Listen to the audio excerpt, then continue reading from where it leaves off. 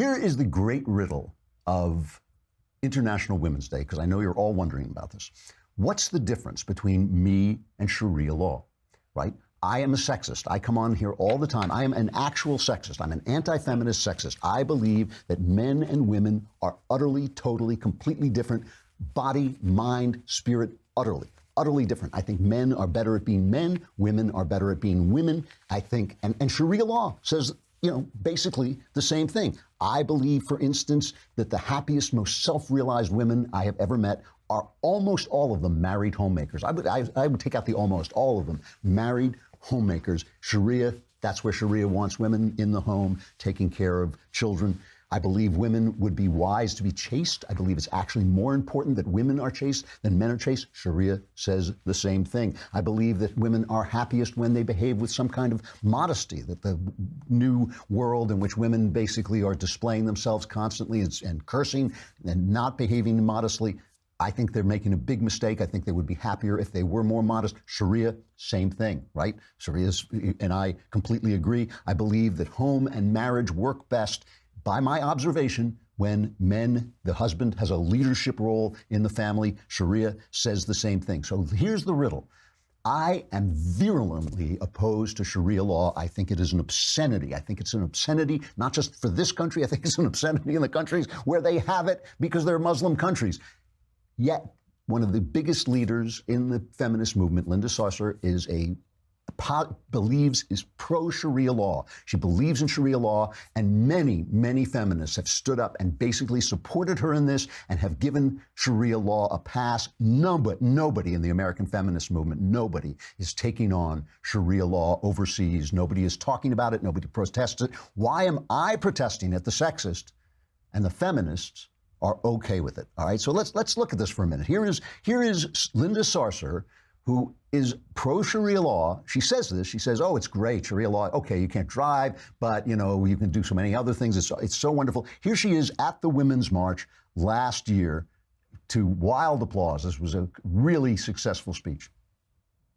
Assalamu alaikum. May peace be upon you, brothers and sisters. My name is Linda Sarsour, and I am one of the national co-chairs for the Women's March on Washington. I stand here before you, unapologetically Muslim American, unapologetically Palestinian American, unapologetically from Brooklyn, New York. Sisters and brothers, you are what democracy looks like. Sisters and brothers, you are my hope for my community. I will respect the presidency, but I will not respect this president of the United States of America. Now, I see no reason why Linda Sarsour should apologize for being from Brooklyn. But as for the rest, she's pro-Palestinian, so that means she's anti-Israeli, and she is anti-Israel. She is proudly Muslim America, and she supports Sharia. Here is her talking about the problem in America, where being such an anti-Muslim country, how bigoted we are, how terrible we are. And just listen carefully, because in here she protests against there being anti-Sharia laws, proposals for anti-Sharia laws. So listen carefully. I mean, if we want to uphold our values and we want to show the rest of the world how wonderful we are, well, we need to start here at home. While we're talking about partnering with Muslim communities and you are a partner, you are part of the fabric of our society, our government operates massive surveillance program, unwarranted surveillance in Muslim communities, chilling free speech, making people feel afraid. I mean, a lot of Muslims have come to the United States to get away from regimes where they feel like their freedom of speech is infringed on, where some people don't have freedom of religion. We come to the U.S., 22 states with anti-Sharia bills trying to ban us from practicing our faith, mosque oppositions. We're fighting zoning boards across the country. Our kids are hearing this rhetoric. We have mosques being vandalized, kids being executed. Islamophobia, leaders on national television saying that, holy wars and these people want to take over America. I mean, it's just, it doesn't, for me, reflect what we do stand for as a country. And the minority in our country who are the loudest voices are reflecting what we are. And that's not who we are as a country. Linda Sarsour tweets, "You'll know when you're living under Sharia law if suddenly all your loans and credit cards become interest-free." Sounds nice, doesn't it? Let me read to you an article today in the Wall Street Journal by Ayaan Hirsi Ali. Okay, this is in today's Wall Street Journal. Now, in Saudi Arabia, the Crown Prince Mohammed bin Salman is making substantial changes, liberalization. He is letting women do more things. He's letting there be more entertainment. He's visiting churches in Egypt. He's in England now visiting with the women leaders, the Queen and Theresa May. Ayaan Hirsi Ali writes this about it. She says, in Saudi Arabia, governed by Sharia Islamic law, and you know who Ayaan Hirsi Ali is, right? She's the anti-Sharia activist. She was thrown out of the Netherlands for, they said, she's causing all the trouble. It was actually the people trying to kill her who were causing the trouble. She says, in Saudi Arabia, governed by Sharia Islamic law, a woman must live under the authority of a male guardian, her wali al-amr. The Quran says, quote, men are the protectors and maintainers of women because Allah has given the one more strength than the other and because they support them from their means. The General Presidency for Scholarly Research, an official body in charge of Islamic legal opinion, has issued a fatwa construing that verse strictly. A woman should not leave her house except with her husband's permission. Saudi women do not have freedom of movement and never become fully independent legal persons. Regardless of age, they need permission from a male guardian to travel overseas, apply for a passport, marry, or be released from prison. The guardian is usually a woman's father or husband, but can also be a brother, cousin, or even son. Imagine the humiliation, she says,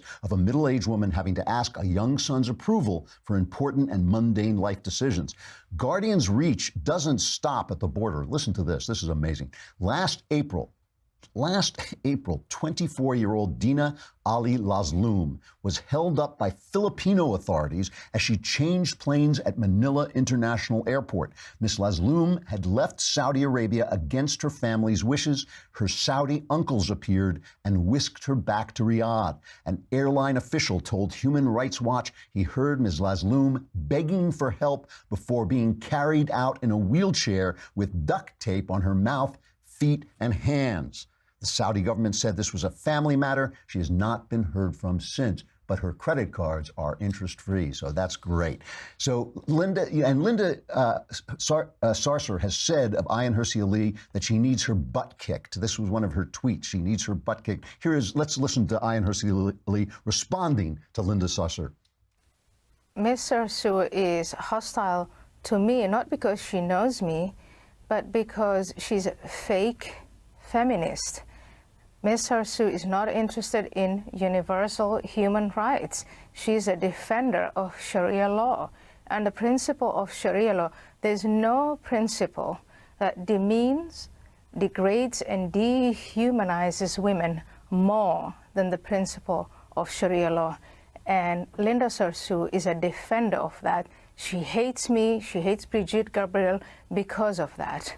Linda Sarsour is not a defender of universal human rights. She's a defender of Sharia law. She hates me because I expose what Sharia law is. What Sharia law is what the Islamic State of Iraq and Syria is doing.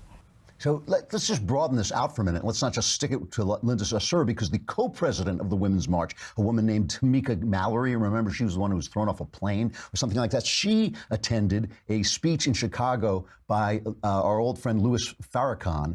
And at this speech, Farrakhan railed against the satanic Jew, who works here, I think, doesn't he? No, maybe he didn't mean Ben specifically. He was raging against the satanic Jew, saying powerful Jews are my enemy. And she was attacked for this, and she said that after 2 weeks of scathing publicity, Mallory issued a statement saying, yes, I've heard the pain and concern of her fellow activists, but she added, wherever my people are is where I must be, because she is black. I guess that's who she meant by her people. Let's just listen, though. Forget about his Jew hatred, which is virulent. Let's forget about his anti-Semitism and his bigotry and his nastiness. Let's listen to what he says about a woman's place and a man's place in the home. Nature God gave man power and dominion, then men cannot be a man unless he has power in order to exercise dominion. Yes, sir. That's the nature of every man. And whether you agree with me or not, in his nature, he knows he's supposed to have some power. Yes, sir. And he knows he's supposed to have rule, especially in his own house. And therefore, if he does not have the knowledge of how to establish his rule, yes, sir, and the woman see him weak and ineffective, then she look at him and say, I ain't bowing down to this. I ain't gonna respect it. Now, I agree with him. I agree. Men, I think, are the natural leaders in the house. I don't do that imitation of women with the hand on the fist on the waist and all that. And I don't stoop to that. But hey, again, so how come I despise this guy and she supports him? How come these women march? And by the way, about Sharia law, you know, just in case you think it can't come here, in Sweden, in a landmark case, the Solna District Court has acquitted an Iraqi man suspected of abusing his wife by pushing her against furniture, pulling her hair, and hitting her face with a shoe. The court called the credibility of the woman's testimony into question, stressing her lowly parentage. In addition to stressing that the man came from a good family, unlike the woman, the court ruled that the fact that the woman turned to the police instead of the husband's family further undermined her credibility. In other words, she was not obeying Sharia law. This is in Sweden. Do you remember when Trump talked about the problems in Sweden caused by Islamic immigrants, and the press went after him because what Trump said, he said something had happened the night before, and it hadn't happened the night before, it had happened earlier. Let's just play, this is back in February of last year. Let's just play Morning Joe reacting to those comments at the time.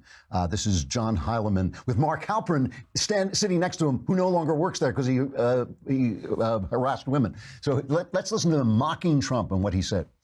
You mentioned Sweden. Let's talk about that a little bit. President Trump leaving one important and very nice European nation collectively scratching its heads after seemingly alluding to a terrorist attack in that country to justify his travel ban and other immigration policies during a rally in Florida over the weekend. Who would believe this? Sweden.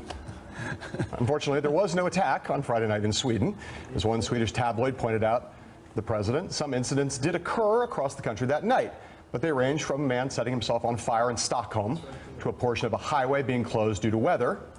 Also, there was a popular Swedish singer. His name is O. Thornquist, one of my favorites. Oh, he's great. He experienced some technical difficulties during rehearsals for a competition, but besides that, it was a quiet evening in Sweden. The embassy there also released a statement on the matter saying, quote, "We don't have any information regarding what President Trump was referring to in his speech, and we don't want to speculate. We have asked U.S. officials for an explanation."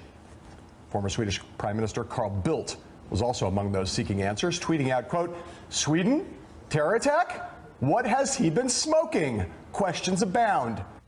That's silly, Donald. Silly, Donald. Trump was absolutely right, and they're mocking him. What could be possibly wrong with Sweden? The other day, the New York Times finally caught up with Donald Trump. They finally piled together enough New York Times reporters to match the IQ of Donald Trump, and they got this story right. They wrote this whole thing about gang-related assaults and shootings are becoming more frequent. The number of neighborhoods categorized by the police as marred by crime, social unrest, and insecurity is rising, and then said crime and immigration as if those were two separate matters in Sweden, which they are not. Crime and immigration are certain to be key issues in September's general election, alongside the traditional debates over education and welfare. Rapes in that country have gone up. This is Sweden, right? This is a place that's supposed to be like a Christmas card and was like a Christmas card. And now it's crime-infested, rape-infested, dangerous for women. Why? Immigration, Islam coming in, Islamification coming in. Trump was with the Swedish president the other day, and he turns to him and says, "Oh, yeah, I got this right." Some reporter was calling him out on it, and he got it right. This is cut number 4. Mr. President, I know that you followed the development in Sweden closely, especially when it comes to immigration politics. Now that you spent some time with our Prime Minister, how do you view Sweden in general? What is your take and also on our immigration politics? Thank you. I think you have a wonderful Prime Minister, I have to say. We've gotten to know each other. Certainly you have a problem with the immigration. It's caused problems in Sweden. I was one of the first ones to say it. I took a little heat, but that was okay because I proved to be right. But you do have a problem, and I know the problem will slowly disappear, hopefully rapidly disappear. But as far as our relationship with Sweden, it's going to be only stronger, only better. So this is real stuff. I mean, this is real stuff. This is really happening in Europe. The Germans are now admitting there are no-go zones in Europe. You know, Jeff Sessions is suing California to make sure that we start to enforce border laws. The left wants all the people to come, you know, they want no borders, but they don't care about Sharia law. They don't think it's a danger. They got so upset when Donald Trump was trying to ban people from dangerous countries. So why am I, a sexist, opposed to Sharia law when basically, you know, I think women will be happier, you know, as homemakers. I think women are happy, marriages are happier when men have a leadership role and all. So what's the problem? Let's bring in our first guest, Aristotle. He hated that. He always said, "Don't call me Aristotle," except he would say it in Greek, which was a little bit more difficult. Let me talk about Aristotle's view of ethics just for a minute. Let's say you got two guys, and both of them are faithful to their wives, okay? One of them is faithful to his wife because he's got a wealthy wife. He lives off her money. He knows that if she catches him, she's got people watching him all the time. She hires private detectives to follow him around. He knows that if he cheats on her, she'll dump him and he'll lose his meal ticket, okay? So he's faithful to her. The other guy is faithful to her because he believes that he promised fidelity in marriage. He believes in keeping his promises. He believes that it would hurt her if he cheated on her. He believes that he himself will be ennobled by being faithful in his marriage, and so he doesn't cheat on his wife. Which one of them is faithful to his wife? Only one of those people is exercising the virtue of fidelity. Only the guy who is doing it out of belief in the goodness of what he is doing. The other guy is just a louse who happens to be exercising his lousiness in terms of fidelity. See, I'm a sexist, but I'm opposed to Sharia law because I want you to be free. I want you to choose your best life. And if your best life is not what I think it should be, I don't want you to agree with me. I want you to disagree with me. I want you to go out. If you say, you know, hey, I heard your opinion. You're a beautiful guy. You're really attractive. If you weren't married, I'd go out with you. But I'd rather be a combat Marine and I can pass all the tests and do it. God, go with God. Go with God. The feminists support Sharia law because both identity politics and Sharia are forms of slavery. See, I don't see a woman. Obviously, I see a woman as a woman, but that's not her identity. Her identity to me is with God. Her identity is in God. It's in her spirit. It's in her individual spirit. And only that woman knows and God knows what that individual spirit was made to be. I tell a woman exactly what I would say to a man. Don't let the politicians of any stripe tell you who you are. Let God tell you who you are. And God will do that. He will do that in prayer and in reading. He will do it. And if you find that your happiness is not in what the feminists say it is, as I believe a majority of women will, then don't do what the feminists say. Don't do it, right? And if in your meeting with God and your connection with God, you find that he does say, yes, your happiness was to be a combat Marine or President of the United States, hey, if you support the policy, I'll vote for you. I will. You know, no skin off my neck. I am not here to control your life. They are. The feminists are. And that's why Linda Sarsour and that other woman fit so well into the feminist system, right? That's why Sharia fits so well into the feminist system. That's why feminists aren't fighting Sharia law. And I, a sexist, am fighting Sharia law because I want you to be who God made you to be. Now, I may have opinions about that, but my opinions don't matter. They don't even matter to me. All that matters to me is the development of your individual life and your individual spirit. Have we